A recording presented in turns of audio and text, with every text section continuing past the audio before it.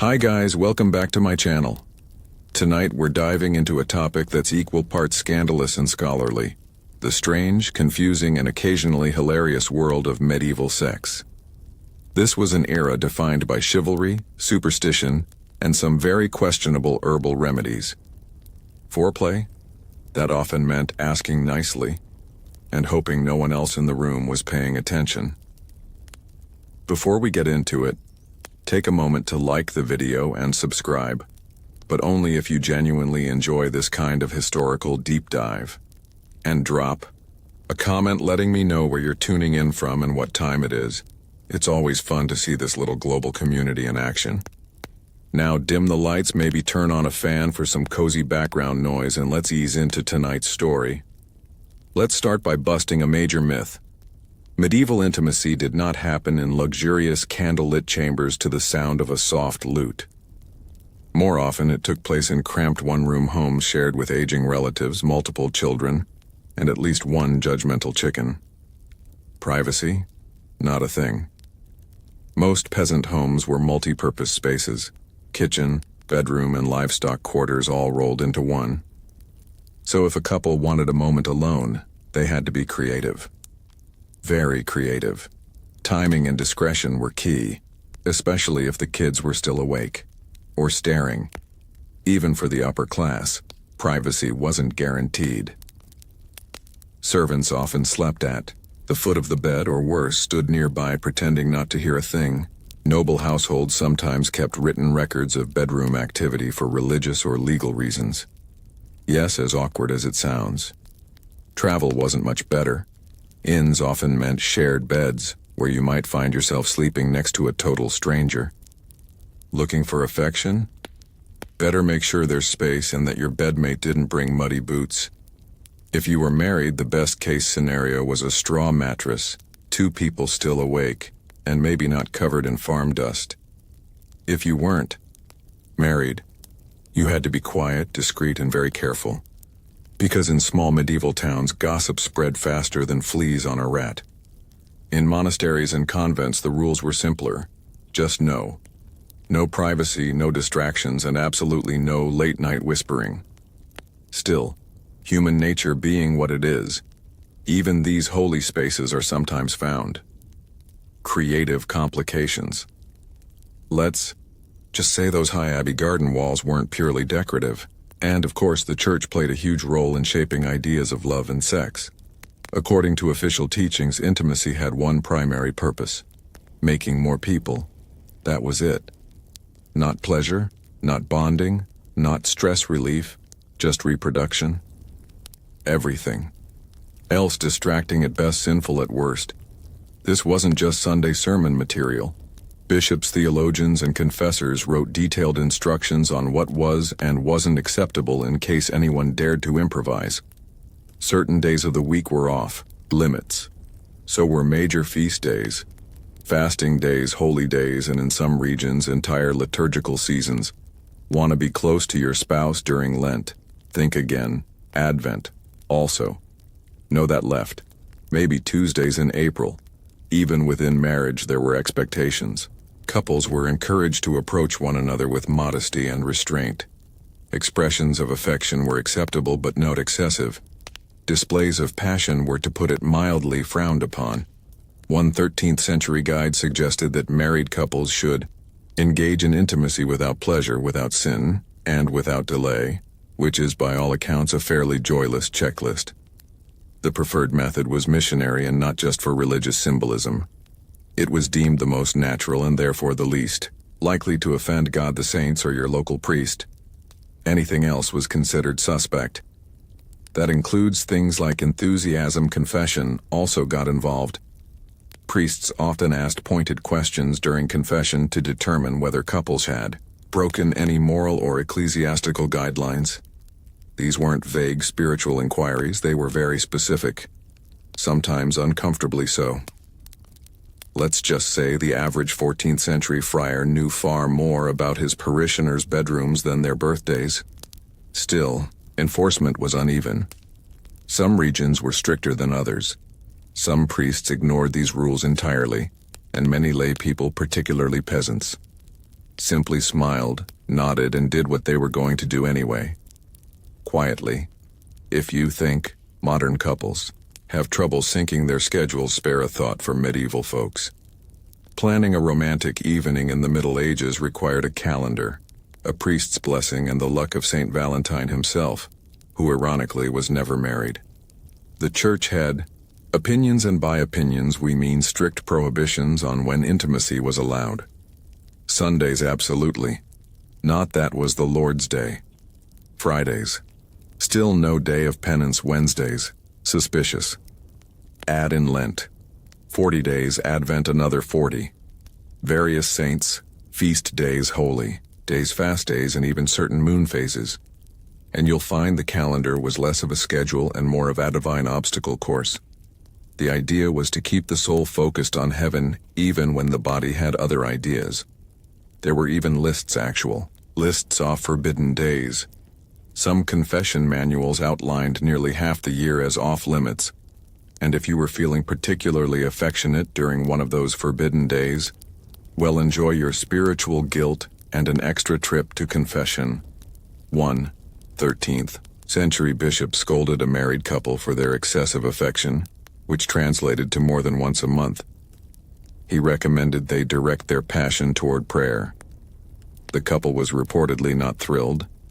Naturally, the upper classes were more exposed to these restrictions. They had chaplain confessors and spiritual advisors breathing down their necks. Peasants, meanwhile, had a more flexible approach. Their lives revolved around livestock, weather, and not freezing to death, which left less time for worrying about whether Tuesday was the feast of Saint Nun. To make things worse, some believed that intimacy during the wrong time could result in sickly children, divine punishment, or worst of all, a reputation, if your neighbors caught wind, that you were celebrating a little too enthusiastically during Lent. It could lead to shame, gossip, or a strongly worded sermon delivered with maximum eye contact. Romance in medieval Europe was less about falling in love, and more about falling into a legally binding agreement. If you were hoping for candlelit dinners, poetry, and whispered confessions, you'd be better off reading a troubadour ballad. Real-life courtship for most people involved livestock, land rights, and two families agreeing not to start a feud. Marriage was primarily a business deal. Daughters were exchanged to cement alliances, acquire property, or secure peace between neighbors who had previously disagreed over whose pig ate whose cabbage. A bride might come with a dowie of coin linens or a small patch of farmland. In return, the groom's family might promise not to be entirely insufferable. Courtship, when it happened, was supervised, sometimes literally. Young people rarely caught it alone. A maiden might be watched over by her mother, a stern aunt, or if things got really serious, an entire village that was very invested in whether or not you held hands. Among the nobility, arranged matches were the norm. Kings and lords negotiated marriages like chess moves, and affection was something you developed later or not at all. As own medieval proverb more or less stated, better a wealthy match with a grumpy face than a poor one with dimples. Romantic. Even among peasants, practical concerns ruled. A man's suitability was judged by his land tools or the size of his oxen. Women, they were evaluated on their housekeeping skills, reputation, and general ability to not start drama at the market. This doesn't mean love didn't exist, it did, but it usually came after marriage, not before. If affection grew over time, that was considered a bonus, not a requirement. Think of it like medieval emotional DLC, not included in the base marriage package. Still, where there's a will, there's a workaround. Secret flirtations, playful songs, and moonlit walks to the village well became the unsanctioned side quests of medieval dating. Just be careful. Get caught kissing behind the barn, and you could face public penance, a fine, or a very disappointed father with a pitchfork. Let's clear up one of the most persistent legends about medieval relationships: chastity belts. Yes, you've probably seen them in cartoons, historical dramas, or very unfortunate museum gift shops. Those iron contraptions allegedly locked around a woman's waist while her husband went off to war, leaving her physically and morally sealed. Except not really. There's no solid historical evidence that chastity belts were ever widely used in the Middle Ages. In fact, most examples we have today come from the Renaissance or even the Victorian era periods, more obsessed with the idea of medieval repression than with what actually happened. Many of these belts were created as joke items, warnings, or museum curiosities, not functioning devices. Medieval manuscripts, which often record all sorts of uncomfortable details, are suspiciously silent about mass belt distribution. No tailor advertised them, no laws regulated them. No churches handed them out during awkward marriage ceremonies. It's almost as if, and stay with me here, they weren't actually a thing, which makes sense because the design is wildly impractical. Medieval hygiene was already questionable. Now imagine adding a rusty metal contraption with no user manual and a padlock that probably required a blacksmith. It would have caused more infections than it prevented indiscretions. So where did the myth come from? Likely from a combination of later moral panic and satire. Renaissance moralists and Victorian collectors loved the image of repressed, over-controlled medieval woman. It fit their narrative, and nothing says virtue like a literal keyhole in your underpants. In reality, fidelity was enforced through more traditional and more effective means. Shame, surveillance, religion, and strategic matchmaking. Noble women were often chaperoned within an inch of their lives. Peasant girls hid entire villages watching them like unpaid private investigators, and any whiff of scandal could lead to ruined reputations, lost dowries, or awkward confessions involving phrases like "at the edge of the barley field." In a surprising twist that would shock many of their modern descendants, medieval towns didn't just tolerate brothel. In many cases, they regulated them. That's right, in several parts of medieval Europe, especially urban centers, brothel operated as legal businesses. Town councils licensed them, charged taxes, and even designated specific red light districts long before the light bulb was invented. Some cities went as far as employing officials to manage them. These lucky souls were known as brothel keepers, or more colorfully, keepers of public women, which sounds like a very stressful lineage on a resume. The rationale behind this arrangement was pragmatic, if a little cynical. Officials believed that allowing a controlled outlet for men's desires would reduce the chances of greater sins like adultery, assault, or, heaven forbid, dancing regulated. Brothel were seen as a necessary evil to keep society orderly, much like traffic signs or the existence of turnips. The church, of course, wasn't thrilled. Officially, it condemned the entire practice. But unofficially, many clergy turned a blind eye. Some even collected rent from the very same establishments. If that sounds like hypocrisy, congratulations, you've grasped the essence of medieval theology and practice. Working in a brothel was no fairy tale, but it wasn't necessarily a life of constant misery either. Some women chose the profession for economic reasons, especially widows or those without family support. Others were coerced or trafficked, particularly in port cities where sailors brought in coin and complications in equal measure. There were even handbooks, yes, actual handbooks, for how these houses should be managed. Clean sheets, basic health inspections, and set hours were all part of the regulation process. Patrons came from all social classes: knights, apprentices, merchants, even monks, despite vows that strongly suggested otherwise. Entry fees varied, services were catalogued, and in some cases customers paid in eggs, wool, or whatever awkward barter they had on hand. Medieval Tinder it was not. Let's set the scene. Candlelight, flickering a soft breeze through the thatched roof. Your beloved whispers sweet nothings, and then removes their wool tunic to reveal a powerful medieval musk. Because when it came to personal hygiene, medieval Europe had priorities. Staying clean was on the list, just somewhere after surviving the plague, fixing the roof, and catching the pig that got into the pantry again. Bathing did happen, but not nearly as often as modern noses would hope. Peasants bathed, infrequently, maybe once a month more. If they fell into a river by accident, soap was either homemade or imported, expensive, and used sparingly. And while public bathhouses existed in towns and cities, they were sometimes banned during outbreaks of disease or scandal, or both. If you were wealthy, you had options. A hot bath could be drawn scented with herbs and followed by being rubbed with linen cloths by attendants. If you were poor, your sponge bath involved a cold bucket and the vague hope that nobody would notice your aroma over the stables. Add complexity, water itself was occasionally viewed with suspicion, especially cold water. Some believed bathing too frequently could weaken the body or open the skin to illness. Others simply didn't have the time or the tub or any water that wasn't already being fought over by the local geese. Now imagine trying to impress someone under these conditions. Perfume mostly for the elite, deodorant a dream of the distant future. Dental care. Well, you might rub your teeth with a short chew mint leaves. If you were fancy, kissing was certainly an adventure. Clothing didn't help, layers of wool, leather, linen, and fur trapped heat sweat. And every scent you encountered during your day, including the contents of the chamber pot and the mystery stew, and yet people still found ways to fall in love, flirt, and get close. Perhaps our standards were different, or perhaps when everyone smelled equally awful, love was truly blind and nose-blind. In medieval Europe, controlling the size of your family was a bit like trying to steer a cart with no wheels, no reins, and a particularly uncooperative goat. Technically possible, but not something you could count on. To be clear, people did try.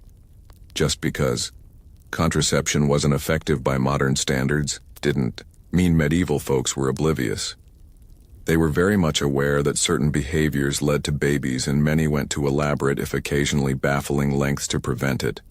Some of the more scientific methods included herbal mixtures, animal membranes, and rituals that involved burying certain objects near the doorstep.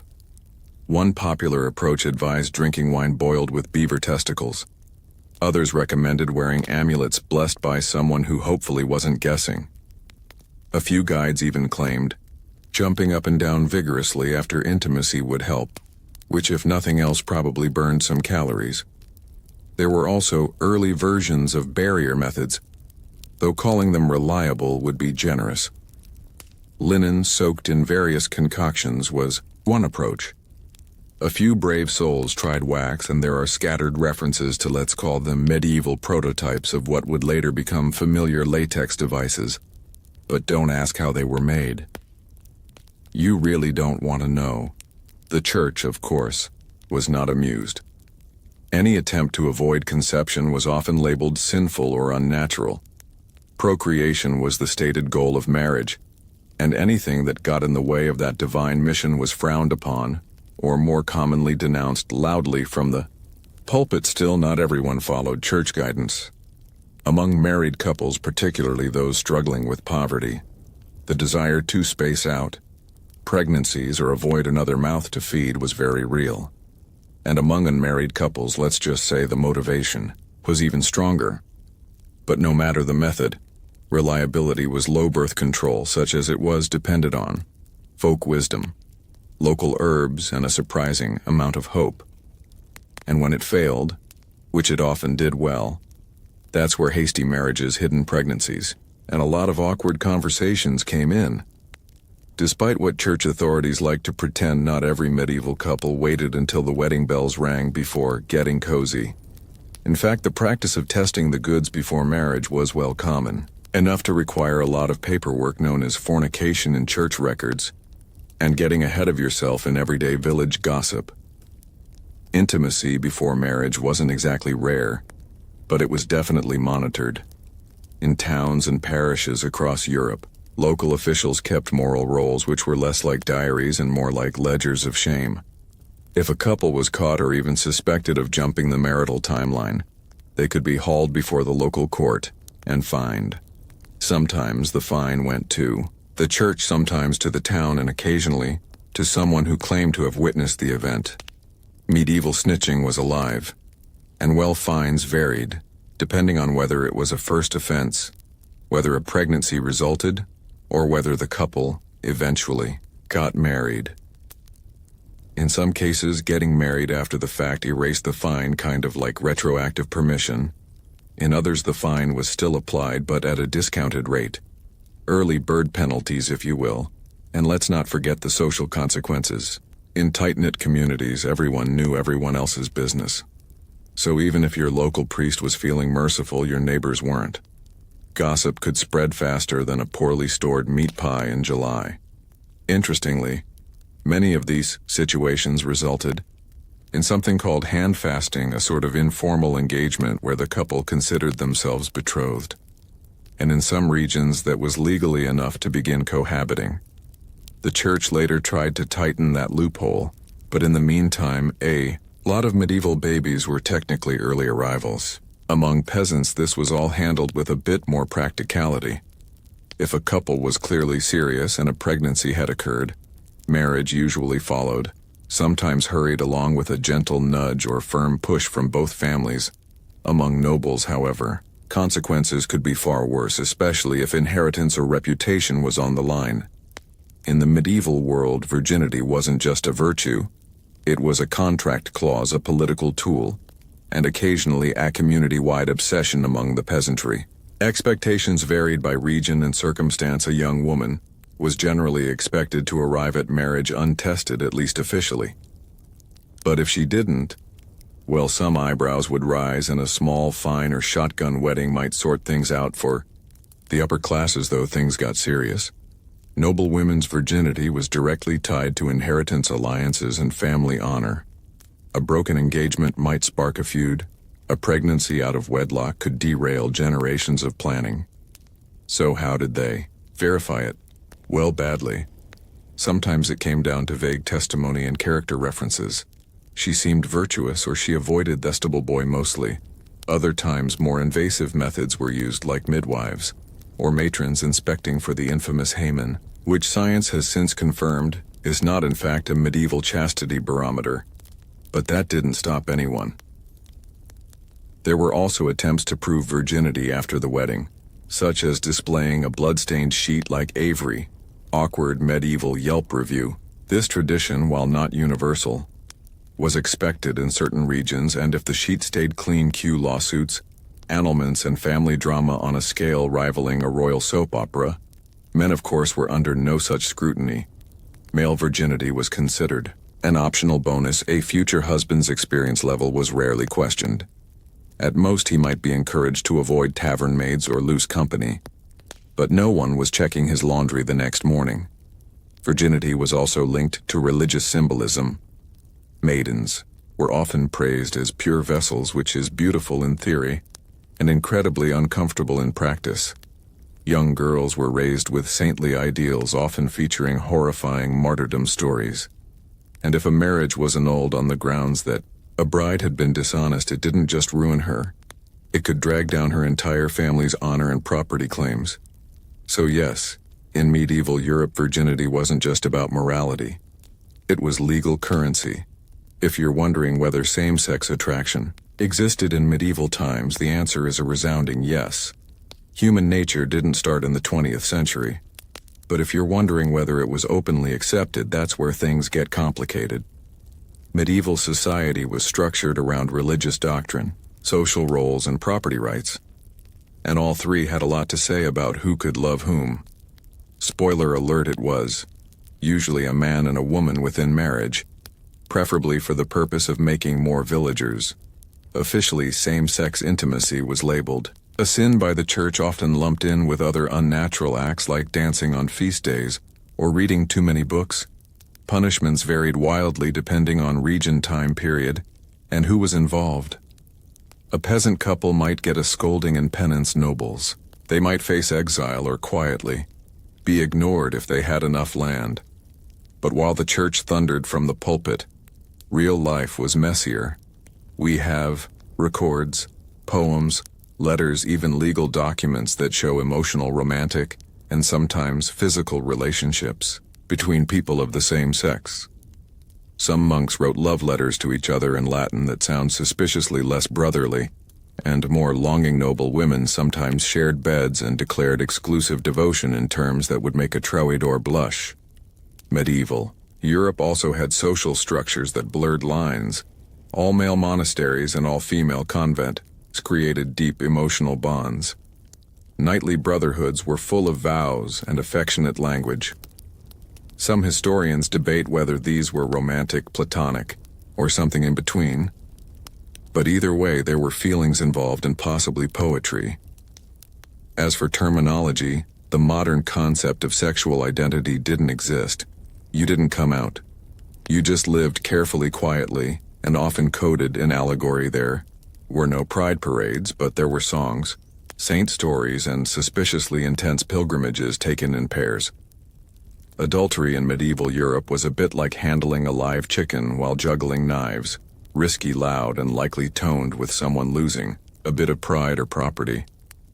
Let's be clear, adultery wasn't just a personal failing, it was a social offense. Marriage was seen not only as a holy sacrament but also a legal contract, a property deal, and often a strategic alliance. So when someone strayed, they weren't just breaking hearts, they were tampering with inheritances, dowies, and the always fragile local gossip equilibrium. For women, the stakes were significantly higher. A married woman caught in an affair could face public shaming, loss of dowry, rights, forced penance, or even exile, especially if she had the audacity to get caught with evidence. Adulterous noble women might find themselves imprisoned, divorced, or in extreme cases discreetly removed from court life. Think less scarlet letter, more scarlet exit. Men, on the other hand, got more leeway. A married man having an affair with an unmarried woman might be seen as morally suspect, but not legally punished unless the woman's family had powerful friends, or the church was feeling unusually righteous that week. That said, not all adulterers got off easy. Some towns imposed steep fines or required public confession. A few legal records include creative punishments, such as parading through the village in nothing but a shift or having to pay for a new church bell because nothing says divine justice like bronze acoustics. The real danger, however, wasn't always the law. It was the husband. Honor killings weren't unheard of, particularly among nobles. If a cuckold man discovered his wife's affair, medieval custom sometimes allowed him to take appropriate action. The definition of appropriate, of course, depended heavily on his status and how many swords he owned. For the wealthy, things could spiral into full-blown scandals, jewels, annulments, or decade-long family feuds. For peasants, the consequences were usually financial. Fine here, a goat forfeited there, and a permanent place in village gossip in medieval Europe. The idea of consent existed, but not in the way we understand it today. It wasn't about mutual respect or enthusiastic yeses. Instead, it was tangled in law codes, dowies, church doctrine, and the occasional shrug from society. Let's start with the basics. Medieval canon law did recognize the concept of consent in marriage. In fact, a marriage was considered valid if both parties verbally consented, even without a priest present. That's right. Two people saying "I will" in a field somewhere could technically be married. Romantic, possibly. Legally confusing. Absolutely. But here's the rub. Just because consent was acknowledged in theory doesn't mean it was respected in practice, especially for women. For noble daughters, consent often came after arrangements were made. Families negotiated marriages like peace treaties. The young lady's opinion might be politely requested or strongly implied. But in the end, the dowry talked louder than she did. For peasant women, choices were broader but still pressured. Saying no to a match could mean economic ruin or social backlash. Saying no to the local reeve's son riskier. Still, inside marriage, consent became even murkier. Husbands had legal rights to their wives' bodies, and denying them could be grounds for complaint or annulment. Some church thinkers argued that spouses owed each other the marital debt, which sounds like a joint checking account, but was actually far less voluntary. Still, the picture wasn't all grim. Medieval courts did prosecute cases of coercion and assault, especially when witnesses were available or the accused didn't have powerful friends. In urban centers like London or Paris, court records show women and men bringing forward complaints, sometimes winning justice or at least making a public stink. And let's not forget the literary side. Medieval tales are full of complex dynamics. Courtly love poetry, for example, often danced around consent, with knights pining, ladies refusing, and everyone dramatically swooning. If nothing else, they knew it was important to ask, even if they ignored the answer. If you ever felt like the medieval church had a complicated relationship with physical pleasure, you're right. It wasn't just complicated. It was borderline suspicious. And that suspicion extended right into the bedroom of every married couple where the church preferred ideally that nothing too enjoyable was going on. To be fair, the church didn't outright ban marital relations. That would have been a logistical nightmare for inheritance, population, and, well, humanity. But it did strongly recommend moderation, extreme moderation, like once a month in the dark, no smiling kind of moderation. Theologians of the time praised celibacy as the highest form of spiritual discipline. Saints were. Celibate monks and nuns took vows. Even married couples were encouraged to live in continence, abstaining entirely, especially if they were older, holier, or simply tired. Of each other, a couple who voluntarily gave up intimacy was praised as being halfway to sainthood, or at least halfway to separate beds. Some church thinkers like St. Jerome went even further. He argued that even within marriage, desire was a weakness. Marital relations were acceptable only for procreation, not for fun, not for bonding, and certainly not because someone looked particularly fetching in their woolen nightshirt. This attitude filtered down into confessionals and moral manuals. Priests were instructed to ask married parishioners if they had been too lustful even with their own spouses. Picture the awkward silence that must have followed that question at the altar rail. And yet people still lived their lives. Most peasants, merchants, and even nobles nodded politely at the church's teachings, then went home and did whatever felt right between chores, taxes, and the odd peasant uprising. Let's be honest, after a long day threshing barley or settling land disputes, a little affection probably felt more comforting than shameful. But for the truly devout, celibate marriages were held up as models of spiritual partnership. These were couples who lived together, prayed together, and considered carnal urges a thing of the past, or at least a thing better left to younger, less holy villages. After everything we've covered, arranged marriages, fines for flirting, herbal birth control, suspicious bath habits, and church warnings against smiling too much, you might be wondering, did medieval people actually fall in love? The answer is yes, awkwardly, passionately, and sometimes even happily. Despite the rigid social structures and moral sermons, love found a way to bloom in the cracks. Peasant couples courted in fields and marketplaces, trading favors, flowers, and whispered gossip over turnips. Noble lovers exchanged poetry and secret glances during formal banquets while pretending to care about hunting falcon breeds. Monks and nuns wrote letters filled with emotion that modern readers still debate. Was it spiritual longing or something? More literature from the period is bursting with romance. Troubadours sang of distant ladies who inspired knights to go off and get very dramatically injured. Stories of courtly love glorified longing from afar, especially if you were pining for someone married to your boss. Sure, love was often unattainable, but hey, that's where the best verses come from. In some cases, couples genuinely married for love. Records survive of peasants who lopped or refused matches arranged by their parents.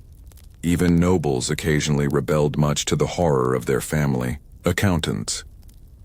The church, interestingly enough, actually required verbal consent from both bride and groom, even if that consent was delivered through gritted teeth while holding a goose as dowry collateral. And once married, many couples built strong partnerships. They worked side by side, raised children, endured plagues, and navigated taxes, which is basically the medieval version of a romantic getaway. Letters between spouses, especially during times of separation, show real affection, real longing, real commitment. Even widows and widowers sometimes remarried for companionship rather than political gain, choosing someone they liked to spend their remaining years with. Because even after everything, the rules, the risk, the ritual, people still wanted to feel loved, preferably before curfew, and hopefully not during Lent. It all began with a disaster. Zeno of Citium, a wealthy merchant from the island of Cyprus, had it all.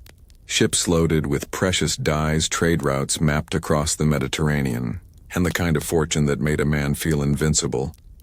But fate, as ancient philosophers love to remind us, doesn't care how many ships you own.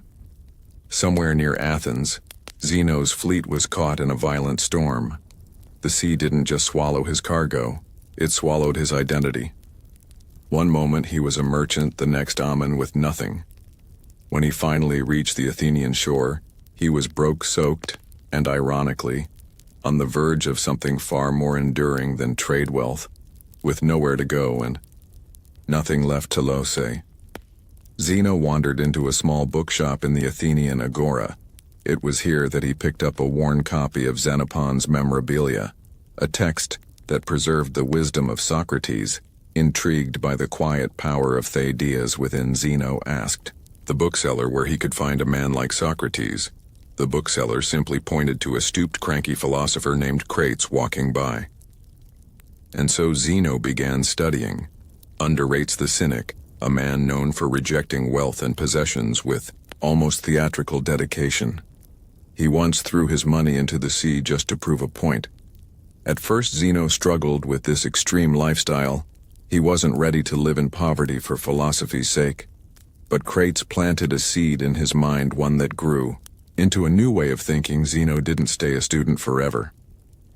Over time he pieced together his own worldview, borrowing Socratic ethics, cynic discipline, and the logical rigor of earlier thinkers like Heraclitus. Eventually he began teaching in the painted colonnade of Athens, the Stoa Poukeil, a public porch decorated with murals. That's where Stoicism got its name, not from an ivory tower or secret academy, but from a painted porch open to all. It's a fitting origin, a philosophy born, not from luxury but from ruin. Not in a palace but in a moment of humility. Stoicism, from its first breath, was designed to help people navigate the wreckage, not avoid it. And Zeno was its first survivor. After the shipwreck and the scrolls, after the quiet conversations with cynics and the long walks under the Athenian sun, Zeno didn't just start teaching. He started redefining what it meant to live well. At the heart of his philosophy was one powerful idea. Logos. To the Stoics, logos wasn't just reason. It was the divine, rational structure of the universe, the cosmic blueprint. Everything they believed happened for a reason, whether or not humans could understand it. The world, messy as it seemed, was ordered. And if you could align your thinking with that cosmic order, you could live with peace, clarity, and moral strength. Zeno and his early followers taught that virtue, right in Greek, was the only true good. Not fame, not wealth, not even physical health. Those were indifferents. Things that might be nice to have, but didn't define your moral worth. What mattered was how you handled them. And that's where the Stoic mindset takes shape. The world throws chaos at you, but you remain unmoved. Not emotionless, but anchored. You can't control external events. You can't control what people say or do. But you can always control your thoughts, your actions, and your responses. It was radical. Most people back then, and let's be honest, most people today, chase comfort, admiration, money, or control. But Stoicism offered a quieter path. Live in harmony with nature, accept fate without resentment, and strive only to be good, not to feel good. Their favorite analogy: life is like being a dog tied to a cart. You can either run with it or be dragged behind. Either way, the cart's going forward. Your choice is how you move with it. Zeno wasn't alone for long. His students began gathering in the Stoa, discussing how to master themselves rather than the world over time. This porch talk turned into one of the most quietly resilient philosophies in history, and one that would outlast empires. But philosophy doesn't live in theory. It lives in practice. And in the next generation, a new Stoic would take the reins. One who fought battles not with logic alone, but with discipline and steel. His name Cleanthes, a former boxer who brought muscle to the mind. Cleanthes wasn't your typical philosopher before he ever scribbled a single scroll or stood beneath the painted porch. He was a boxer, not metaphorically, a literal pugilist, earning his bread through sheer physical strength and relentless endurance. But when he discovered Zeno's teachings, he found a different kind of strength, the kind that didn't bruise but braced the soul. He worked by night, carrying water for a gardener, and studied philosophy by day. His hands were calloused, his muscles worn, but his mind unshakable. Clint embodied the Stoic belief that virtue comes not from privilege, but from perseverance. He didn't speak of theories he hadn't tested. If Zeno taught that one, should accept hardship with grace, Clint lived at every sunrise. His most famous work, The Hymn to Zeus, is a poetic tribute to Logos, the divine rationality that governs all things. But don't let the title fool you.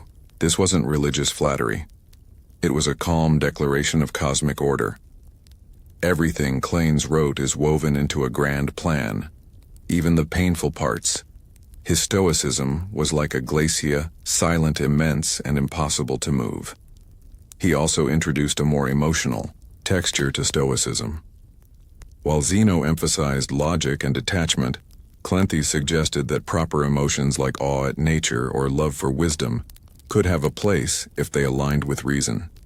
He wasn't arguing for indulgence, just for balance after. All what good is a philosophy that turns you into a robot. Clint's wasn't flashy, and he didn't gather crowds with clever wordplay. In fact, some mocked him for being slow of speech, but what he lacked in eloquence he made up for in steadiness. And in Stoicism, steadiness was everything. He eventually succeeded Zeno as head of the Stoic school, not because he was charismatic, but because he lived the philosophy more fully than anyone else. His life was a kind of walking proof, a quiet testament that one could endure hardship without bitterness, question fate without rage, and remain grounded without giving up on greatness. Through Clint, Stoicism gained muscle. Not the kind that wins applause, but the kind that holds your spine straight when the world goes sideways. And then came a man who sharpened Stoicism like a blade, Chrysippus, the logician who turned this porch-born philosophy into a towering system of thought. If Zeno founded Stoicism, and Cleanthes gave it strength, Chrysippus gave it its skeleton. Without him, Stoicism might have crumbled into vague ideas and forgotten porch lectures. Instead, it became one of the most rigorous philosophical systems in the ancient world, thanks to a man who reportedly wrote over 700 books. Most of them now lost, but their influence, undeniable. Chrysippus was relentless. He didn't just inherit the school from Cleanthes, he built it. Where Zeno had been reserved and Clint poetic, Chrysippus was surgical. His specialty, logic. In a time when most philosophers leaned on rhetoric or emotional appeal, Chrysippus built a system of reasoning that could rival Aristotle's. He was obsessed with clarity. He believed that if Stoicism was to survive, it couldn't rely on charisma or tradition. It had to make sense, ironclad, no loopholes, no fluff. He refined the Stoic distinction between what is in our control and what is not. He expanded their ethics, metaphysics, and physics into something coherent and unapologetically difficult. Chrysippus argued that virtue alone was sufficient for happiness, not virtue plus comfort or virtue plus friends. Just virtue, full stop. One of his most famous contributions was the lekton, a concept describing the meaning behind words. Here that every spoken word had a sayable, a layer of content, carried by speech tied to logic. It might sound abstract, but this deepened the Stoic understanding of reason and clarity, which for them was essential to a good life. But he wasn't just dry parchment and dusty scrolls. Chrysippus had a biting wit. Once, when accused of not practicing what he preached, he supposedly replied, "Would you blame a doctor who gets sick? He still knows how to treat illness." Stoicism wasn't about pretending to be perfect. It was about trying every single day to close the gap between your actions and your ideals. Thanks to Chrysippus, Stoicism hardened. It became more than a comfort for shipwrecked merchants or poetic boxes. It became a discipline, something you studied, practiced, and used to cut through confusion and chaos. And that discipline would soon find its way out of Greece into the heart of Rome, where emperors and slaves alike would grapple with its power. By the time Stoicism drifted into Rome, philosophy had already weathered centuries of refinement. But in the hands of the Romans, it evolved from a Greek intellectual pursuit into a way of life suited for statesmen, generals, and even emperors. The Romans weren't interested in abstract metaphysics or syllogisms about lecture. They wanted practicality. They faced wars, conspiracies, betrayal, and personal ruin. And they needed a system that could hold their inner world steady while the outer world collapsed. Stoicism, with its focus on self-mastery and virtue in the face of chaos, was a perfect fit. Enter Seneca, the younger philosopher, playwright, and reluctant advisor to the notoriously unstable Emperor Nero. Seneca wasn't born into hardship. He was a wealthy elite, well-educated and dangerously close to power. But despite his position, his writings reveal a man deeply aware of life's fragility and the corrupting lure of comfort. In his letters to Lucilius, Seneca preached restraint, mindfulness, and simplicity. He warned against being ruled by emotion or desire, and yet his own life was a battlefield between stoic ideals and political compromise. He amassed wealth even as he wrote about frugality. He served a tyrant even while writing about virtue, but rather than discredit him, this tension makes him more relatable. Seneca didn't pose as a saint. He was painfully aware of his contradictions. His advice to others often came with a quiet self-rebuke. "I am not a wise man," he wrote, "but a lover of wisdom." And maybe that's the most stoic thing of all, not to claim mastery but to pursue it humbly. While Seneca offered stoicism to the elite, another Roman gave it to everyone else. Epictetus, a former slave, crippled and impoverished. Epictetus owned nothing, not even himself. And yet he taught that true freedom comes from within. "You may chain my leg," he said, "but not even Zeus can conquer my mind." To him, life's hardships weren't obstacles. They were training grounds for virtue. His teachings, preserved by his student Arrian, became a Stoic manual for inner liberation. In Rome, Stoicism was no longer just philosophy. It was armor, mental armor. And soon that armor would be worn by the man who ruled the known world. Marcus Aurelius, emperor, warrior, and the most unlikely of all, a philosopher king. It's one thing to read philosophy in peace. It's another to write it on the front lines of war while ruling an empire crumbling at its edges. Marcus Aurelius, crowned emperor of Rome in 161 CE, was a man born into unimaginable privilege, and yet his reign was anything but comfortable. Plague swept across the empire, Germanic tribes pushed at the borders. His co-emperor, Lucius Verus, died early. His generals betrayed him, and worst of all, his own son, Commodus, would grow into the tyrant he had hoped never to raise amid. All this, Marcus didn't write speeches or propaganda. He wrote to himself. Quiet, personal reflections later compiled into the Meditations. Never intended for publication, these pages offer a window into a Stoic mind under siege.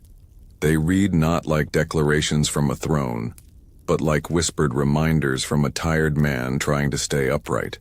"Begin each day by telling yourself," he wrote, "Today I shall meet with interference, ingratitude, insolence, disloyalty, ill will, and selfishness." That wasn't pessimism. It was preparation. Marcus believed that by expecting hardship he could face it without being thrown off course. To him, people's actions were not insults. They were reflections of their ignorance, and his duty wasn't to control others but to control himself. He often reminded himself, "You could die tomorrow, you could die today. So act now, not with anxiety, but with purpose." That wasn't despair. That was clarity. Despite commanding legions and managing a vast empire, Marcus was obsessed with inner life. He believed you could be surrounded by chaos and still remain untouched if your mind stayed anchored in reason and virtue. He rarely indulged in cruelty, hair-jected opulence. And while he couldn't always live up to Stoic ideals, who could he return to them like a compass in a storm? Marcus Aurelius didn't invent Stoicism, but in many ways he lived it more visibly than anyone before him. He proved that Stoicism wasn't just for philosophers in toes or ascetic monks. It was for anyone, even the most powerful men on earth, who wanted to carry peace into the battlefield of life. And yet, after Marcus, the flame of Stoicism began to flicker. It wouldn't vanish, but it would retreat, waiting centuries to be rediscovered by new seekers of calm in the modern world. After the death of Marcus Aurelius in 180 CE, Stoicism didn't exactly die, but it faded. The philosophy that had once stood at the heart of Roman intellectual life began to slip quietly into the background. Part of this had to do with politics. Marcus's son Commodus inherited the empire and seemed determined to undo every Stoic virtue his father lived by. While Marcus embodied restraint and wisdom, Commodus embodied indulgence and vanity. The Roman court became a theater of excess, and philosophy had no role in the spectacle. Meanwhile, a new force was rising: Christianity. As it spread through the Roman Empire and eventually became state religion, its theology, rituals, and worldview began to replace the ancient schools. Where Stoicism taught self-reliance, Christianity emphasized divine grace. Where Stoicism taught acceptance of fate, Christianity spoke of redemption and the will of God. Though these ideas weren't always in conflict, Christian thinkers often saw Stoicism as a noble but ultimately pagan system, admirable yet incomplete. And yet Stoicism didn't vanish. It simply migrated its core ideas, seeping into early Christian thought. Many church fathers admired the Stoics' thinkers like Augustine, though critical of Stoic pride, respected their moral seriousness, and monastic traditions, especially among Christian ascetics, borrowed heavily from Stoic discipline: silence, simplicity, denial of luxury, and the examination of conscience. All of these would have felt right at home in the writings of Epictetus or Seneca. Throughout the medieval period, Stoicism became a sort of background philosophy respected by scholars, cited by monks, but rarely practiced in full. It was no longer a public movement or a street-side school. It was a whisper in the margins, kept alive by scribes, theologians, and the occasional curious mind. But survival is sometimes stronger than success. Stoicism's quiet endurance meant that when the intellectual winds shifted, centuries later during the Renaissance and the Enlightenment, its ideas would be ready to return. For all its decline, Stoicism had left seeds buried in the soil of Western thought. And when people once again sought clarity, purpose, and strength without illusion, those seeds would bloom. And one day, they'd even show up in places no ancient philosopher could have imagined. In self-help books, leadership seminars, and yes, on your favorite podcast. Stoicism's comeback didn't arrive with a scroll in hand. It came through blogs, books, and podcasts. After centuries of quiet influence, the ancient philosophy found itself suddenly reborn in the digital age, repackaged for a world buzzing with distractions, anxieties, and the pressure to constantly optimize everything. In the 20th century, philosophers like Pierre Hadot began peeling back the layers of Stoicism, reminding readers that it wasn't just an intellectual exercise, it was a way of life, not cold but contemplative, not harsh but healing. Hadot argued that ancient philosophy was originally a spiritual practice, and Stoicism, more than any other school, was meant to be lived, not merely read. That message hit home for a new generation.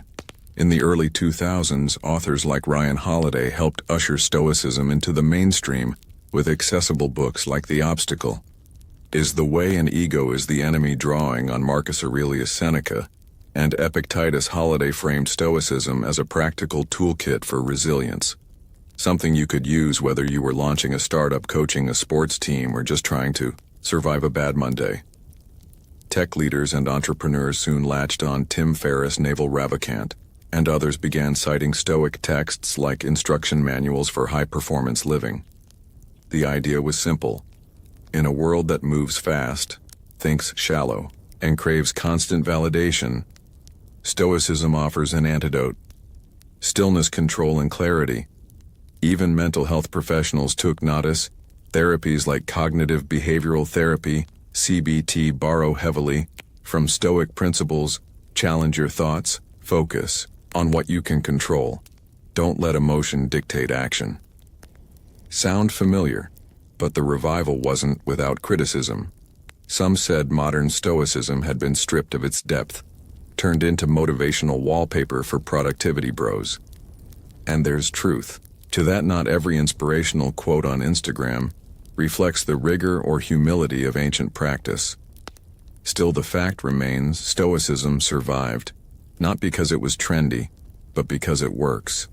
When life goes sideways, when we lose a job, face a diagnosis, or wake up unsure of our place, in the world, Stoicism reminds us you can't control what happens, but you can control what you become. That message has never been more timely. And so we arrive at the present, where ancient wisdom quietly guides modern minds. Today, Stoicism exists in a paradox. It is an ancient philosophy designed for inner peace. Now, living in a world obsessed with noise, scroll through social media, and you'll see a quote from Marcus Aurelius sandwiched between cat videos and stock tips. Open a bestseller list and there it is again. The daily Stoic waiting to be your morning mental vitamin. Somehow a 2,300-year-old porch philosophy is trending. But Stoicism isn't popular because it's fashionable. It's popular because it addresses a very specific modern hunger, mental clarity, in a world of confusion. When everything feels out of control, the economy, relationships, climate, algorithms, Stoicism offers a map inward. It teaches us to focus not on the chaos around us, but on the choices we still own. The central questions remain the same. What is in your control? What kind of person will you choose to be, regardless of circumstance? And unlike some philosophies that demand total withdrawal from the world, Stoicism invites us to participate. Go to work, raise your kids, serve your community. But do it from a place of calm, not craving action, yes, but grounded action. In that sense, Stoicism is a kind of rebellion, not the loud, sinew-waving kind, but a silent resistance against impulsiveness, distraction, and emotional chaos. It's the discipline to pause before reacting, the courage to stay kind in a cruel moment, the humility to know you're not the center of the universe, but you're responsible for how you move through it. More than ever, people are returning to the simple clarity. Athletes use it to manage pressure. Veterans use it to process trauma. CEOs use it to lead without ego. Teenagers overwhelmed by the constant flood of comparison and digital noise turn to Epictetus for a lifeline. Of course, no philosophy is a magic cure. You'll still feel grief, still fail, still lose your temper. But Stoicism gives you something rare, a framework to get back up, reflect, and re-enter. In the end, it's not about being perfect, it's about progress. Quiet, steady internal progress. And in a world that rewards loudness, maybe the most revolutionary act is to be still. To a modern visitor, an ancient Roman bath might look like a luxury resort, marble floors, veined ceilings, statues of gods and pools steaming in the morning sun. But to a Roman, it was just another Tuesday. Bathing wasn't an occasional treat. It was a daily ritual, and for many an essential part of being Roman. By the height of the empire, there were over 900 public baths in Rome alone, ranging from grand imperial complexes to modest neighborhood facilities. Everyone from senators to shoemakers made time to bathe. Cleanliness was important, yes, but so was the rhythm of the experience, the routine, the conversation, the heat. The process was deliberate. You'd enter through the apoditarium or changing room where slaves might help wealthier patrons undress. From there, you'd ease into the tepidarium, a warm room that opened your pause and began the relaxation. Then came the colarium, the heart of the experience, a hot, steamy chamber heated by an underfloor system called the hypoc. Here bathers would sweat, scrape their skin with stridles, curved metal tools, and sometimes even get a massage. Finally, you'd plunge into the frigidarium, a cold pool meant to tighten the skin and jolt the senses. It was this contrast, hot to cold, sweat to chill, that gave the ritual its power. Romans believed it was good for circulation, digestion, and even mood. And honestly, they were probably right, but more than hygiene or health. Baths were about belonging. You went to see and be seen, you gossiped, worked, debated politics, made business deals, or just eavesdropped on the latest scandal. Some brought their own musicians, others brought snacks. Poets recited verses. Philosophers argued under domed ceilings, echoing with laughter and steam. In essence, A Roman bath was a democratic space, at least by Roman standards. Status mattered, but even emperors might share a room with commoners. Slaves and women had restricted access or separate hours, but they too were part of this daily world. For the Romans, bathing wasn't about vanity. It was about routine health, society, and rhythm. A place where the individual dissolved just a bit into the larger hum of the empire, only a breath of steam at a time. Roman baths weren't just impressive, they were engineering masterpieces. Long before the modern sauna or heated flooring, the Romans figured out how to transform bricks, fire, and water into an immersive wellness center. At the core of this innovation was the Hippic system, an early form of central heating. Beneath the floors of the hot rooms, slaves stoked a roaring furnace or perfernium. This fire heated a space beneath the raised floor, supported by small columns called pla. Hot air flowed through this subfloor chamber and up through flue in the walls, radiating heat through the room like a gentle oven. The result, a consistent, enveloping warmth without smoke suffocating the breathers. The architecture itself was strategic: vaulted ceilings, trapped heat domes, diffused sound, and a complex arrangement of rooms regulated. Temperature flow from the cooler apothecarium to the temperate to the blazing calarium windows were designed to harness sunlight, and water was constantly circulating, clean, flowing, and heated to exacting standards. And let's talk about the aqueducts, the silent heroes of the empire. These elevated stone channels delivered vast quantities of water into the cities, allowing even inland bath complexes to operate year-round. Some of the grandest baths, like those of Caracalla or Diocletian, consumed millions of liters of water daily. Yet the system was so well built that waste was minimal and flow was constant. The water wasn't just used for soaking. Romans also had steam rooms, saunas, and even primitive flushing toilets nearby. Sewage was carried away through underground drainage systems. Again, all gravity-powered. The baths weren't isolated marvels. They were integrated into the broader infrastructure of Roman urban life. Maintenance was constant. Workers known as fornicator tended the furnaces, while others cleaned the pools, managed supplies of wood, or repaired tiles and plumbing. It was labor-intensive, but the reward was clear. These buildings didn't just last years. Many stood strong for centuries. In an age with no electricity, no industrial machinery, and no digital thermostats, the Romans created a seamless experience of heat, comfort, and flow. That's why walking into a Roman bath wasn't just entering a building. It was entering a system. One powered by fire, sustained by water, and shaped by genius. Despite all the sweat, steam, and stridles, Roman baths were never just about physical cleansing. They were about information. In a society without smartphones, email, or newspapers, the baths functioned as a kind of open-air broadcast center. Gossip didn't trickle here, it flowed. Senators, merchants, soldiers, and poets all mingled freely, with toggers off and voices raised. Conversations carried across the tepidarium like wildfire. Who was sleeping with whom? What was the emperor plotting? Which general just lost a battle in the east? Who bribed which magistrate to get out of paying taxes? If you wanted to know what was happening in Rome, or what might happen soon, the bathhouse was the place to listen. This wasn't accidental. The Roman elite knew the baths were public arenas, and they used them strategically. Politics didn't stop at the Senate steps. They soaked right into the marble floors of the caldarium. A clever patrician might accidentally bump into a rival in the hot room and float a proposal under the haze of steam.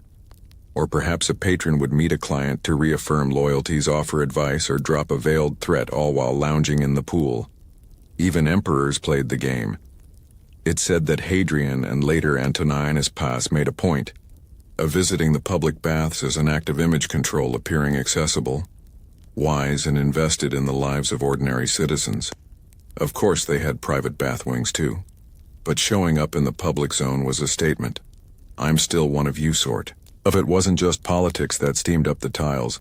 Businessmen negotiated deals. Poets recited lines. Philosophers debated ethics. The acoustics of the domed rooms often helped amplify voices, a useful trick for anyone who wanted their cleverness overheard.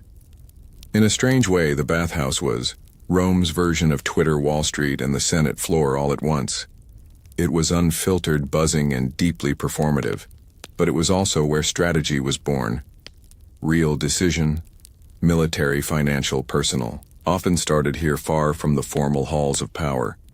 Because when everyone is half naked, sweating, and relaxed, masks fall away, and in the steam, the real empire whispered its plans.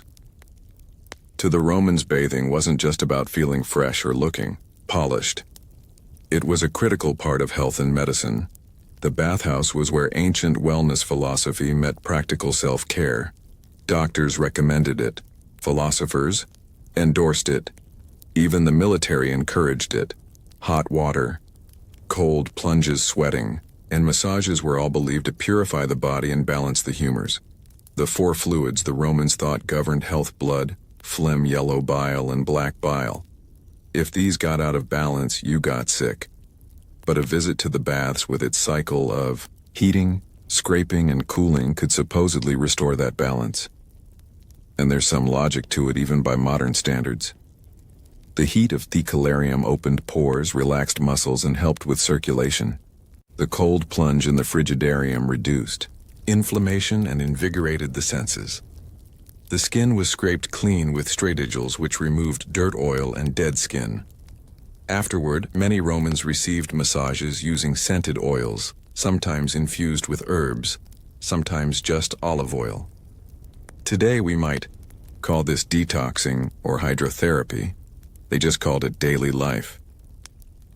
Some of the larger bath complexes even included small medical clinics where physicians, often Greek-educated, examined patients, offered treatments, or suggested dietary changes. If you had a cough, aching joints, or digestive troubles, your doctor might prescribe not a pill but a visit to thetidarium or a change in your bathing routine. Exercise was part of the picture too.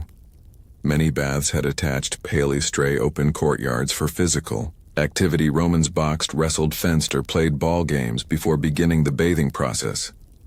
The idea was to work up a sweat before entering the steam rooms.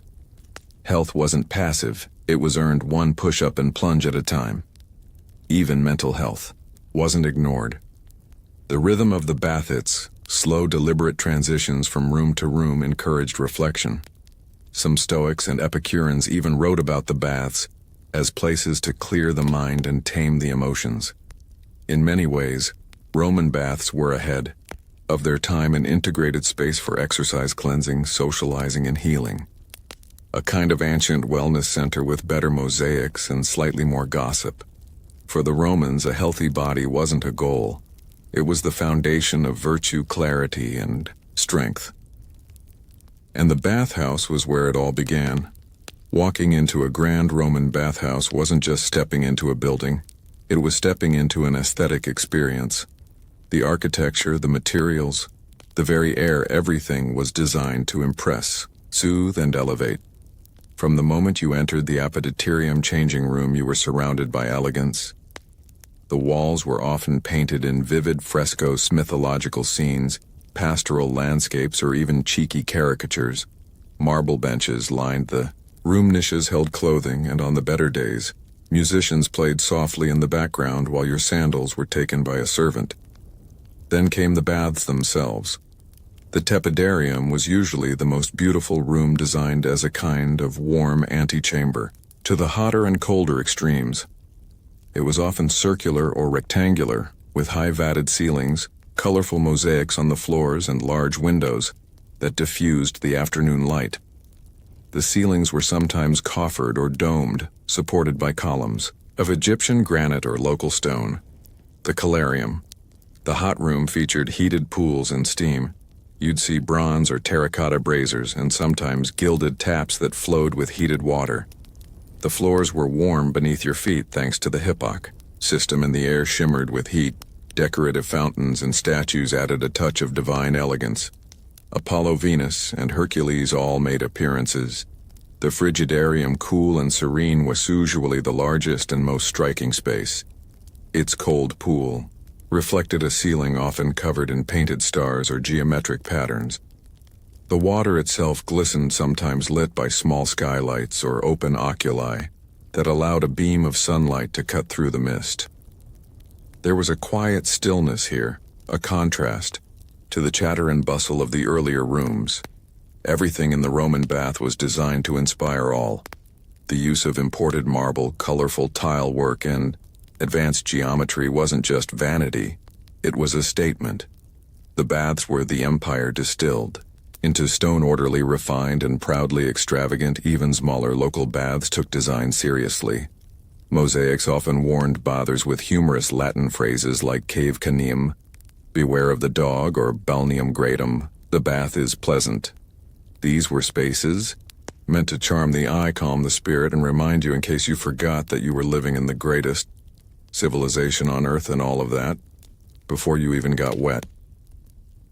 While Roman baths were public spaces in theory, not all Romans experienced them equally. The bathhouse was a microcosm of Roman society, a place where lines blurred but never fully disappeared.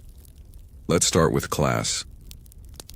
In the grand thermae of Rome, like those of Caracalla or Trajan emperors, might bathe in the same rooms as commoners. That sounds democratic, but social distinction still lingered.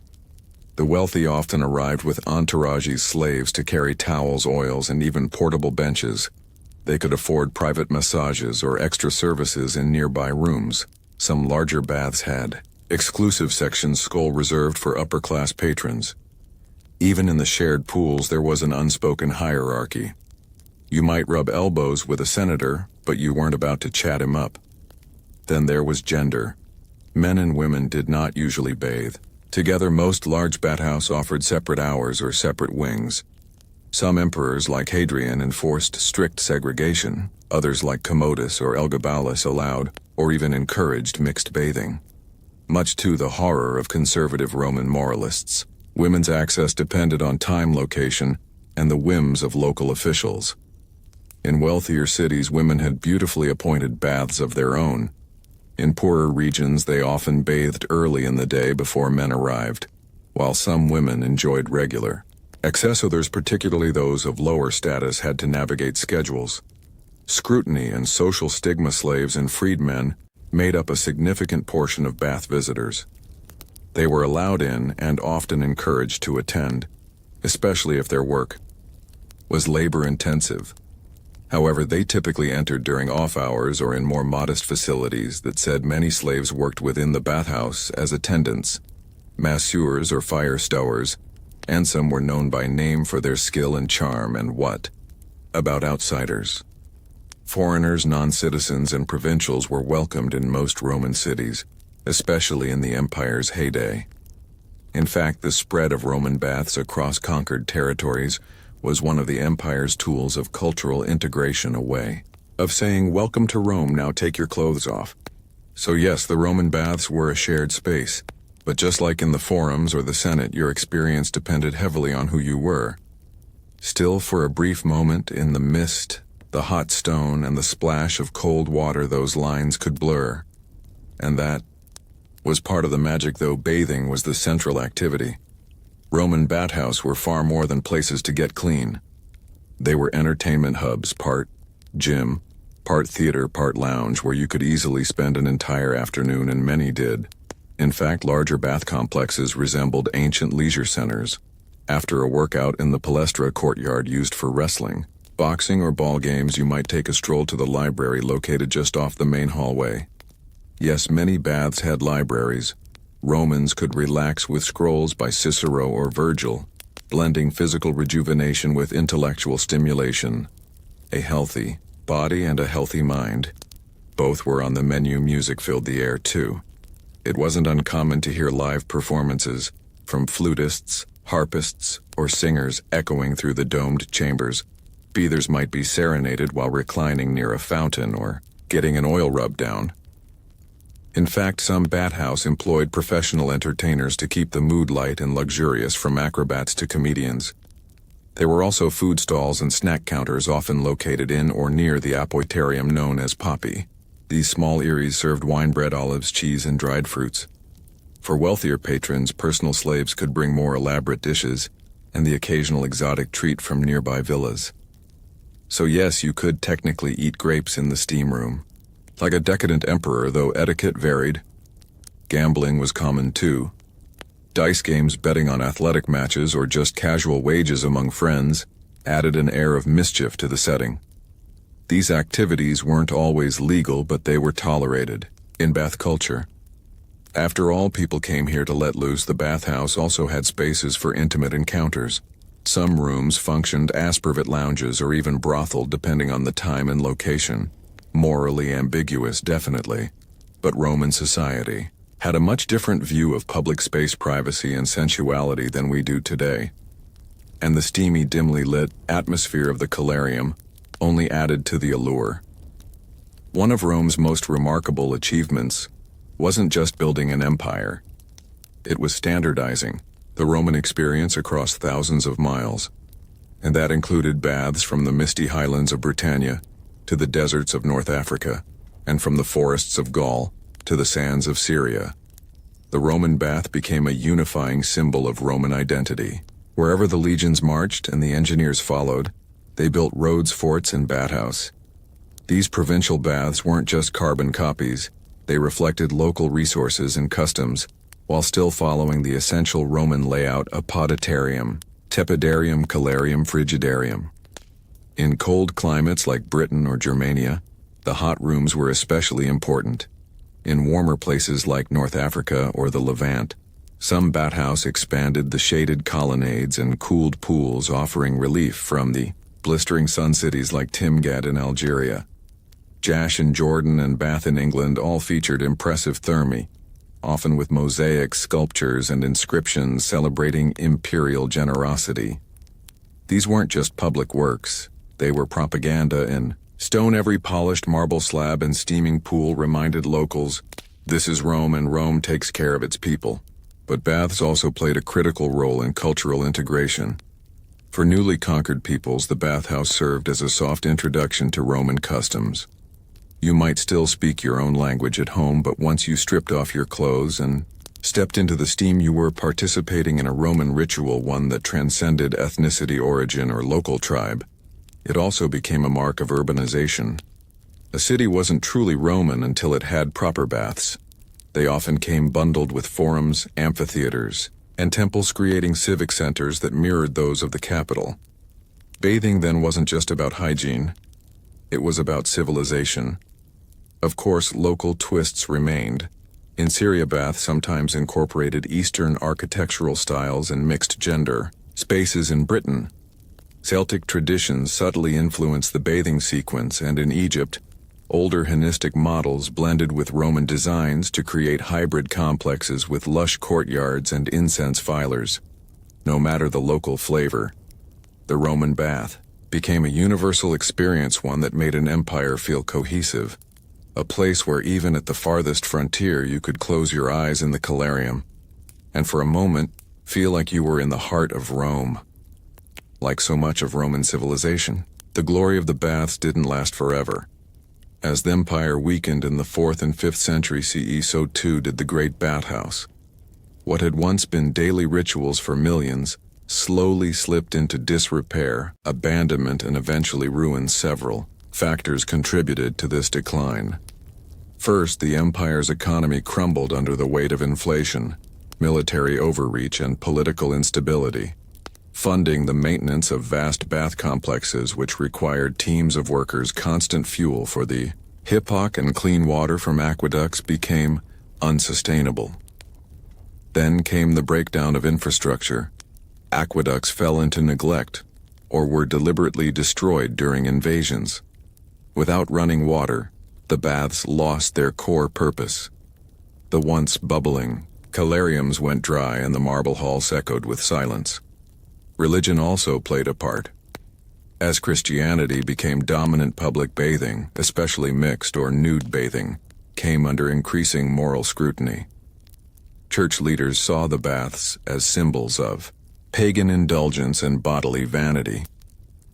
While some Christian emperors tried to preserve the public health function of the baths, others shut them down, or repurposed them into churches, monasteries, or administrative buildings. And yet the legacy of Roman baths endured in the Islamic world. The tradition continued through Ham's bathhouse that carried forward many Roman innovations: heated rooms, steam treatments, and communal cleansing rituals. These spread across the Middle East and North Africa, preserving the essence of Roman wellness in a new religious and cultural framework. In Europe, spas and mineral baths became popular during the Renaissance and later Enlightenment, especially in places like Bath, England, and Bonn, Baden, Germany. These revived bathing as a therapeutic and social activity, echoing the Roman model, even as the empire itself was long gone. Today, the ruins of Roman baths still captivate visitors. The baths of Caracalla, the Stabian baths in Pompeii, and countless smaller sites across Europe and the Mediterranean remind us that Rome didn't just conquer through the sword, it conquered through comfort engineering and shared ritual. Roman baths may have crumbled, but their spirit lives on in our gyms, our spas, our hot showers, and our quiet moments of self-care. In a way, every time we draw a hot bath or sit in a sauna, we're channeling a bit of the empire. Steam rising, tension fading, time slowing, just as it did 2,000 years ago.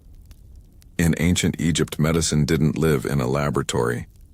It lived in the temple, the home and the world of the gods. Healing was not just a science, it was a spiritual art, and the person who treated your illness might just recite a spell while applying a pus to your wound.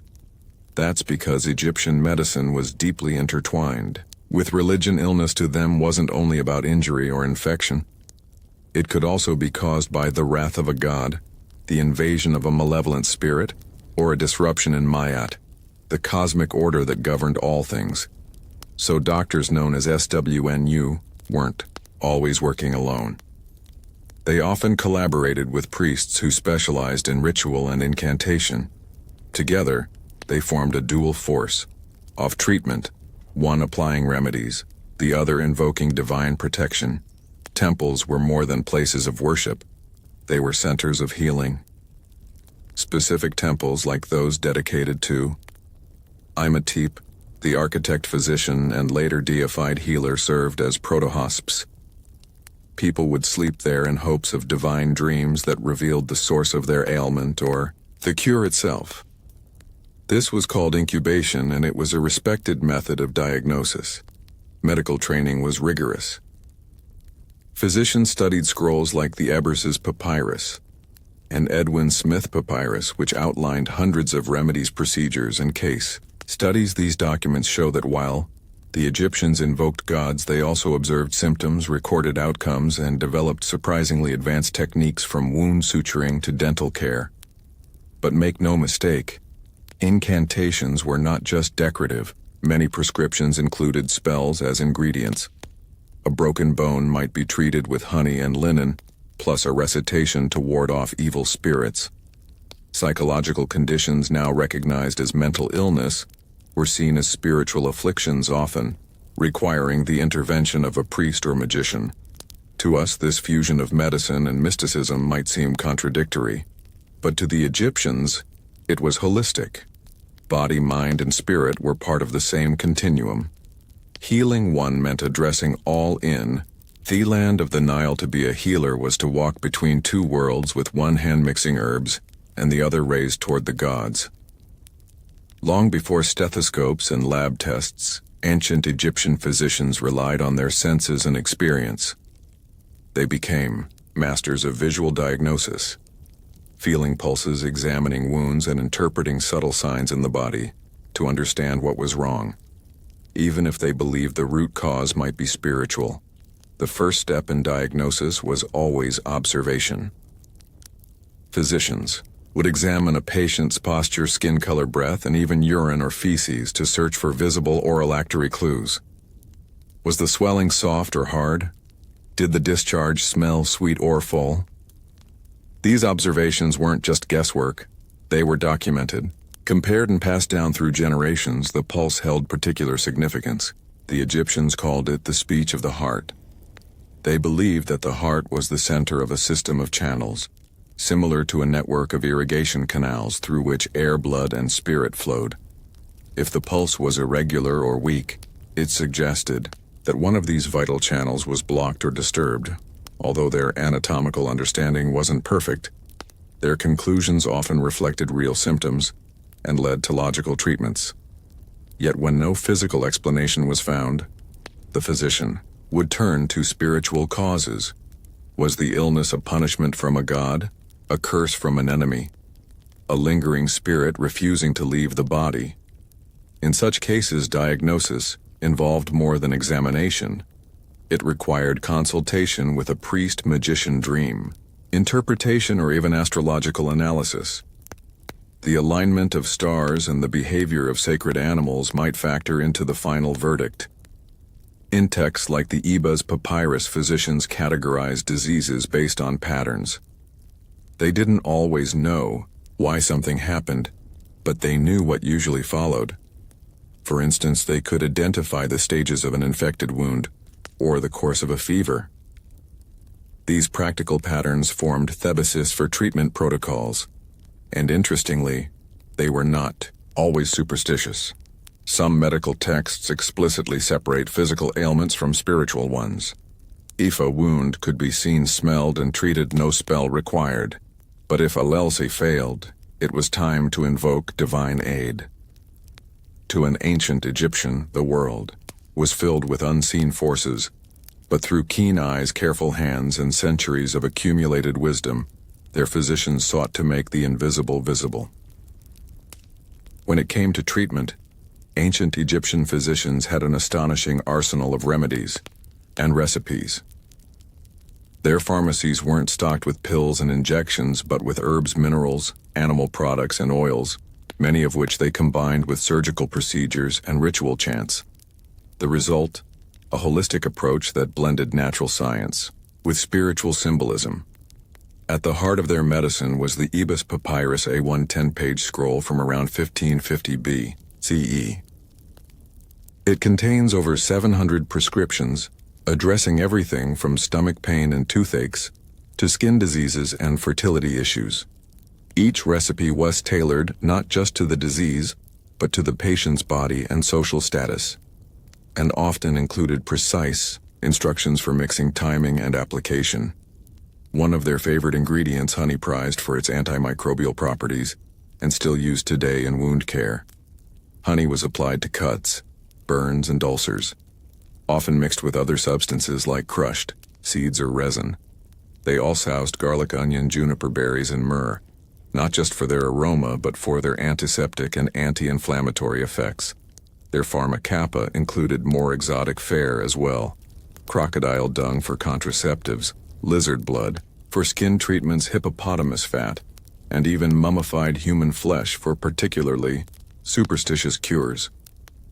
To modernize this may seem grotesque, but these remedies reflected their belief that the power of the ingredient lay not only in its physical properties but also in its spiritual essence. Minerals like natron, a naturally occurring salt, were used to dry wounds, cleanse infections, and preserve bodies.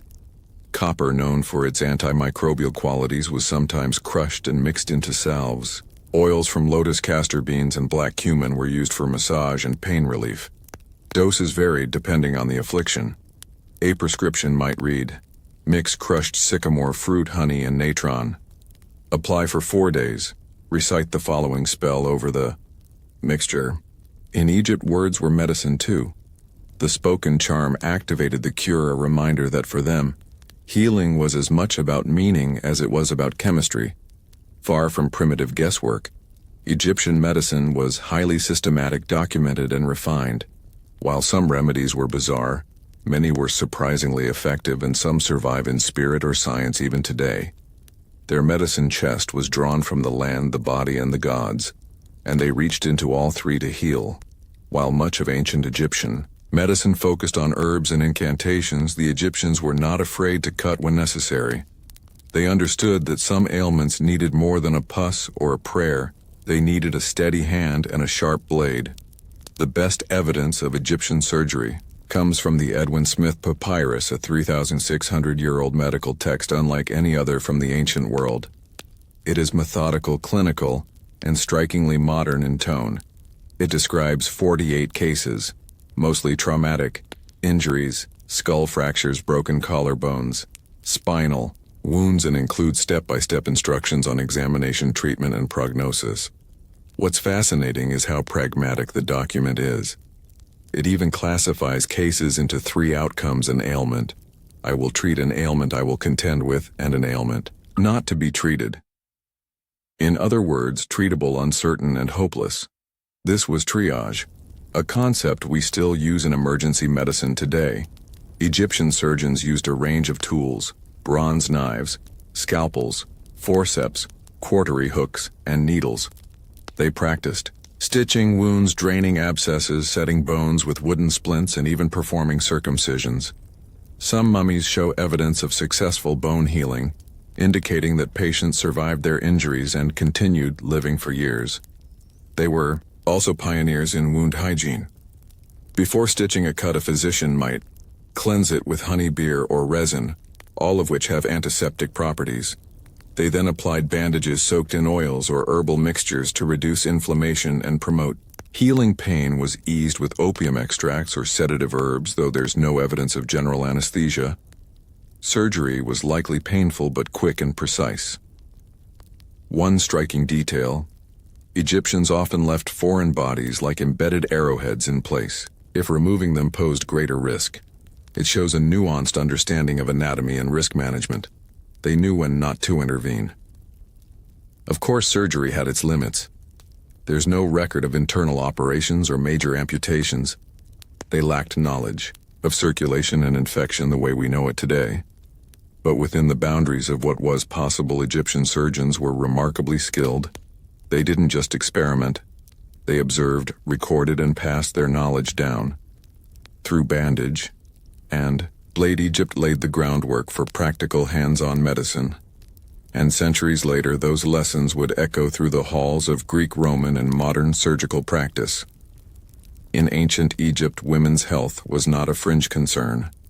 It was central to medical practice. Fertility, pregnancy, childbirth, and contraception were all treated with serious attention, and women both received and sometimes practiced medical care themselves. One of the most fascinating sources on the topic is the Kahun Gynecological Papyrus, dating to around 1800 BCE. It's the oldest known medical text focused entirely on women's reproductive health. The document includes diagnoses and treatments for infertility, miscarriage, vaginal discharge, and birth complications. And like other Egyptian texts, each entry follows a familiar structure: the symptom, the examination, the diagnosis, and the treatment, sometimes purely medical, sometimes magical, often both. For pregnancy, diagnosis began with clever experimentation. One common test involved having a woman urinate on barley and emma wheat seeds. If the barley sprouted, she was said to be carrying a boy. If the emma grew, a girl. If neither sprouted, she was not pregnant. Believe it or not, modern tests suggest this method may have had a modest accuracy, likely due to hormone levels affecting germination. Contraceptives were another area of focus. Ancient physicians used mixtures like honey, acacia leaves, and ground dates inserted as a kind of barrier. Some recipes included crocodile dung, which sounds alarming, but was likely used for its sticky texture and symbolic potency. These were primitive forms of spermicides and barriers aimed at preventing conception. During childbirth, midwives took the lead. They used birth bricks, platforms on which the laboring woman squatted, and offered both physical and spiritual support. Incantations were spoken to ward off the demoness Amit, who was believed to cause miscarriages or birth complications. Protective amulets, especially those depicting Taweret, the hippo goddess of childbirth, were worn to ensure a safe delivery. If labor was difficult, treatments ranged from massaging the womb with castor oil to having the mother breathe in herbal infusions or drink mixtures to stimulate the body's opening. Cesarean sections were unknown. If the birth could not be completed naturally, tragedy often followed still. Much of Egyptian obstetrics was remarkably advanced for its time. It reflected a culture where fertility was divine womanhood, sacred, and life itself. A process watched over by both healer and God. In the cradle of civilization they respected the cradle of life with every chant, every herb, every whispered hope. To modern minds, the blend of magic and medicine might seem contradictory, but in ancient Egypt, the two were inseparable. Healing the body meant treating the visible symptoms and the invisible forces. And sometimes the cure came as much from a spoken word as from a puss.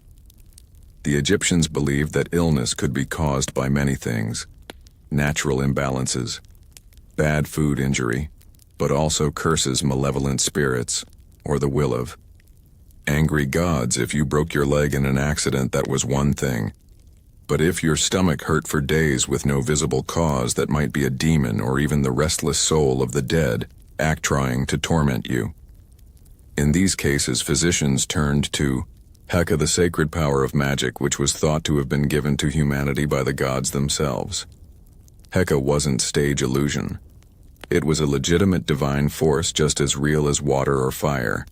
A healer might use it to activate a remedy, protect a wound from infection, or drive out an invisible entity. Spells were often included in medical texts, such as the Ibaz Papyrus and the London Medical Papyrus. Some were poetic, others aggressive.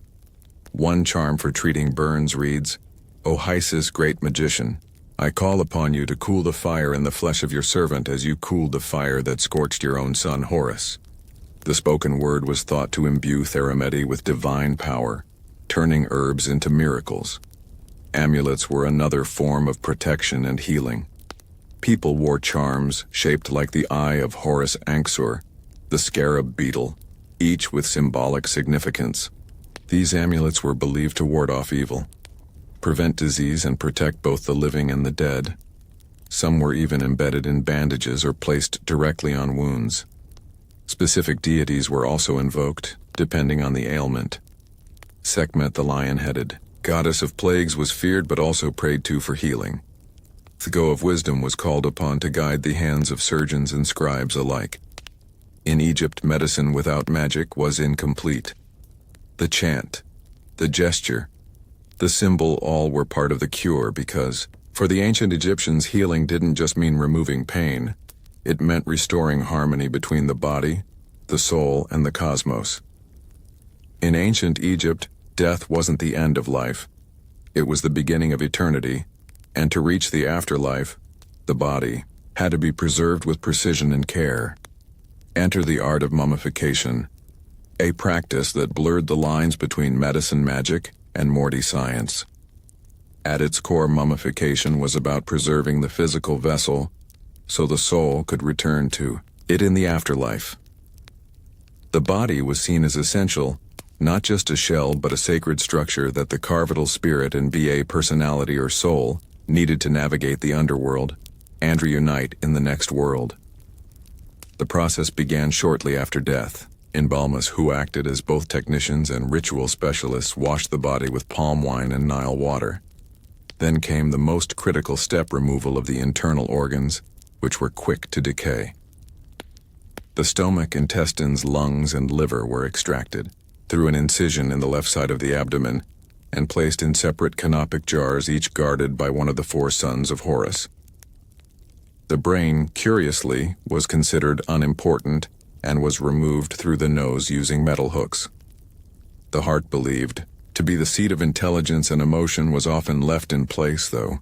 In later periods, it too was removed and replaced with a sacred amulet. The empty body cavity was then stuffed with resins, myrrh, and linen, and the entire body was covered in natron, a natural salt mixture, to dry it out. After 40 days, the body was washed again, anointed with oils, and wrapped in hundreds of yards of linen, layer upon layer, often with protective amulets placed between folds. Each step was accompanied by spells, hymns, and rituals, particularly from the Book of the Dead. These invocations protected the deceased from demons and prepared them for judgment in the afterlife. The embalmer often wore a mask of Anubis, the jackal-headed god of mummification, to symbolize divine authority. In many ways, mummification was the Egyptians' most advanced medical procedure, a blend of anatomy, chemistry, and spiritual engineering. It wasn't about saving a life. It was about preserving it forever. To them, the perfect body was more than a sign of health. It was a passport to eternity, and in every carefully wrapped limb they practiced medicine for the soul. While temples and tombs held the secrets of Egypt's gods, papyrus scrolls held the secrets of its doctors. Ancient Egyptian medicine was far from a series of oral traditions or tribal remedies. It was a well-documented, professionalized system, and much of what we know comes from the surviving medical texts written with surprising structure and care. The most famous of these is the Aber's Papyrus, dating to around 1550 B. Set, though it likely copied even older knowledge. Over 100 ft long, it contains more than 700 remedies for illnesses, ranging from toothaches and stomach pains to mental disturbances and tumors. It includes detailed descriptions of symptoms, diagnosis, and treatments, often paired with spells or incantations. Another key text is the Edwin Smith Papyrus, a practical surgical manual written with clinical precision. Unlike other papyri filled with magic and prayers, this one reads like the notes of a war. It presents case studies of traumatic injuries, mostly fractures, dislocations, and head wounds, and outlines, step by step, how to examine, treat, and prognosticate. It's a rare glimpse into how Egyptians could separate spiritual belief from empirical observation. The Kahun Papyrus is another treasure focused specifically on women's health, fertility, and gynecology. It provides insight into birth control methods, pregnancy diagnosis, and even surgical procedures related to the uterus. These texts weren't hidden away. They were studied by scribes and physicians, many of whom trained at houses of life, scholarly institutions located within temples. Here medicine was taught alongside mathematics, astronomy, and religious law. Medical apprentices would copy texts by hand, memorize spells, and observe more experienced doctors at work. The Egyptians believed in preserving and transmitting knowledge across generations. Each scroll was a distillation of experience, observation, and divine insight, often attributed to gods like the deity of wisdom and writing. Physicians didn't just treat bodies, they carried forward the knowledge of millennia. Interestingly, some Egyptian medical ideas made their way to Greece, especially through figures like Hippocrates and Galen, who studied Egyptian practices and praised their methods. Egypt's influence on classical medicine is undeniable. In an age where much of the world relied on superstition alone, Egypt gave us one of the first examples of recorded, repeatable, and structured medical science, written in ink, bound in papyrus, and passed on with purpose. Though the sands of time buried their temples and tombs, the legacy of ancient Egyptian medicine never truly disappeared. In fact, many of their practices, beliefs, and innovations quietly shaped the course of global medical history. Their echoes still felt in today's hospitals, pharmacies, and spiritual healing traditions. First, their systematic approach to medicine was revolutionary.